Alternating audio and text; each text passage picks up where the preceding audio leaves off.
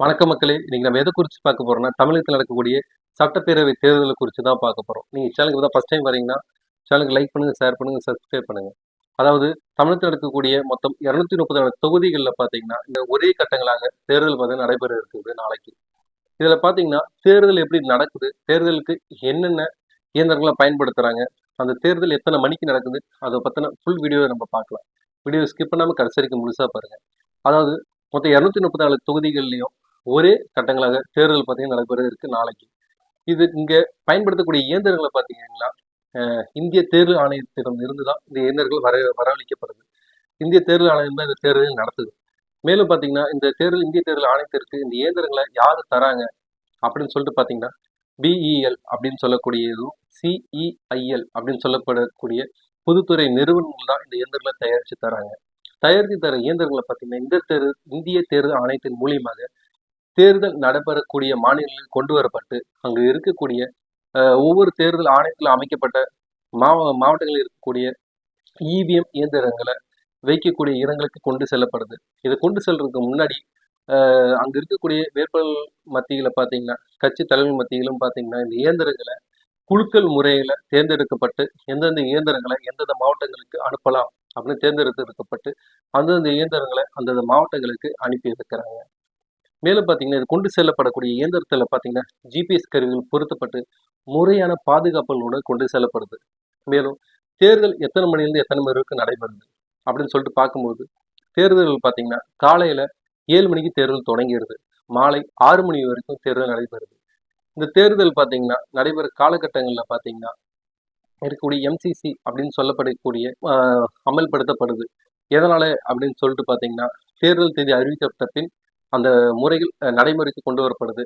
நம்ம எவ்வளவு ரொக்கம் கொண்டு செல்லணும், எந்தெந்த முறைகள்ல இருக்கணும், எந்தெந்த தவறுகள் செய்யக்கூடாது அப்படின்னு சொல்லக்கூடிய விரிவான அமைப்பு அதற்கு கீழே நடைமுறைக்கு வரும். எம்சிசி அப்படின்னு சொல்லப்படுகிறது கீழ் நடைமுறைக்கு வரும். அதுக்கப்புறம் பார்த்தீங்கன்னா, இந்த இயந்திரங்கள அங்கிருந்து ஜிபிஎஸ் முறையில கொண்டு வரப்பட்ட ஒவ்வொரு மாவட்டங்களில் இருக்கக்கூடிய இவிஎம் மிஷின் வைக்கப்படக்கூடிய இடங்கள்ல முறையான பாதுகாப்பும் வைக்கப்படுது. அங்கிருந்து தேர்தல் நடக்கக்கூடிய இடங்களுக்கு வாக்குச்சாவடி அப்படின்னு சொல்லக்கூடிய இடங்களுக்கு கொண்டு வரப்படுது.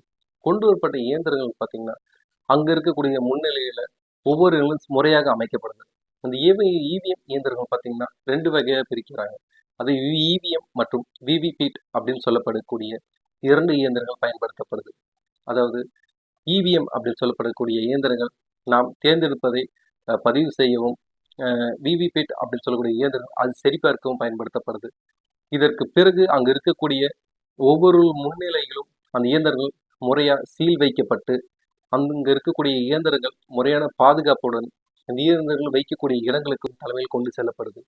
அங்கு கொண்டு செல்லப்பட்ட இயந்திரங்கள் பார்த்தீங்கன்னா, முறையான பாதுகாப்புடன் 3 அடுக்கு பாதுகாப்புடன் வைக்கப்படுது.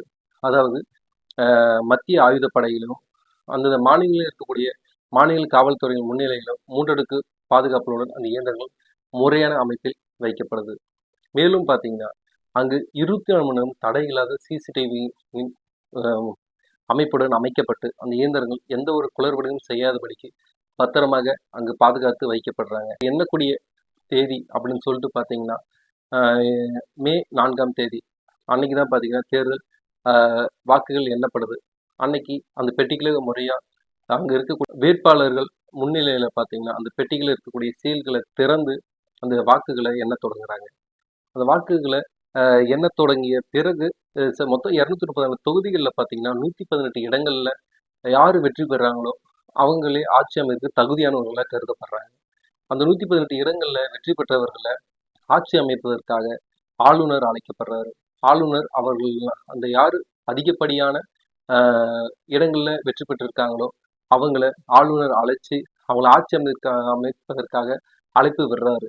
அதுக்கப்புறம் ஆளுநர் தலைமையில அவங்க அங்கு பதவியேற்பு விழாவை நடைபெற்று அவர்கள் முறையா ஆட்சி அமைப்பதற்கு அமர்வுக்குள்ளேயே தீர்மானம் செய்து யார் தலைவர்களாக தேர்ந்தெடுக்கலாம் அப்படின்னு சொல்லிட்டு அங்க இருக்கக்கூடிய வெற்றி பெற்றவர்கள் தீர்மானித்து அதில் ஒருவரை தலைவராக நியமித்து தமிழகத்தின் முதலமைச்சராக பதவியேற்க செய்வார்கள். இவ்வாறு தமிழகத்தில் நடக்கக்கூடிய தேர்தல் நடைபெற இருக்கிறது. இது மட்டும் இல்லாமல் சொல்லிட்டு பார்த்தீங்கன்னா, ஒவ்வொரு தேர்தல் ஆணையம் நேர்மையான முறையில் வாக்குகளை எண்ணி அந்த பெட்டிகளை நேர்மையான முறையில் கொண்டு வரப்பட்டு வாக்குகள் நடைபெற்று இருக்கிறது தமிழகத்திலும் இந்தியா முழுவதும். மேலும் பார்த்தீங்கன்னா, பலர் வாக்குப்பதிவு இயந்திரத்திற்கு மாற்றாக அ சீட்டு முறையில் பயன்படுத்தலாம் அப்படி என்று வலியுறுத்திக் கொண்டு இருந்தாலும், இன்றைய காலகட்டங்களில் இவிஎம் இயந்திரம் மூலியமாக தான் பார்த்தீங்கன்னா, வாக்குப்பதிவு நடைபெற்று இருக்கிறது. இந்த தகவல் உங்களுக்கு ரொம்ப உதவிகரமா இருக்கும்னு நான் நினைக்கிறேன். இன்னும் உங்களுக்கு மேலும் பல தகவல் வேணும் அப்படின்னு சொல்லி நினைச்சீங்கன்னா, கீழ கமெண்ட் பண்ணுங்க. நான் நெக்ஸ்ட் ஃபுல் வீடியோவா உங்களுக்கு லிங்க் நான் அப்லோட் பண்றேன். Okay. Thank you guys. Next வீடியோல மீட் பண்ணலாம்.